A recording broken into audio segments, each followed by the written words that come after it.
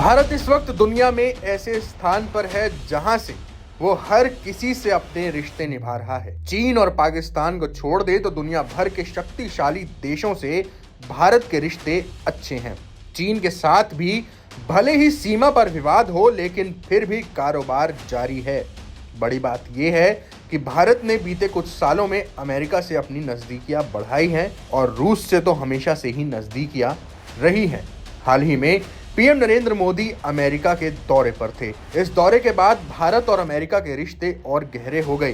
हालांकि रूस इससे खफा नहीं हुआ, लेकिन फिर भी नजर जरूर उसने बना रखी थी। इन तीनों देशों के बीच एक शख्स है इस वक्त जो कड़ी बना हुआ है और भारत के अमेरिका से बढ़ती करीबी के बावजूद रूस को साथ लेकर चलने में कामयाब हो रहा है। हम बात कर रहे हैं भारत के एनएसए अजीत डोभाल की। अमेरिका में पीएम नरेंद्र मोदी के दौरे के बाद मॉस्को और नई दिल्ली के बीच बातचीत हुई है।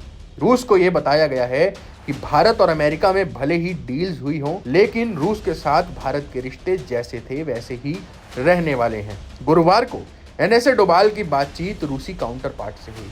दोनों के बीच रूस और भारत के सुरक्षा और सहयोग को लेकर बातें हुई। सिर्फ दोनों देश ही नहीं बल्कि बायलेटरल और मल्टीलेटरल रिश्तों पर भी बात हुई है। वैगनर ग्रुप के विद्रोह की भी बात हुई। हालांकि अजीत डोभाल ने इस पर कुछ नहीं कहा। डोभाल ने साफ कहा कि अगर अमेरिका और भारत में डील हो रही है तो इसका रूस और भारत के दशकों पुराने रिश्तों पर कुछ नहीं असर पड़ने वाला।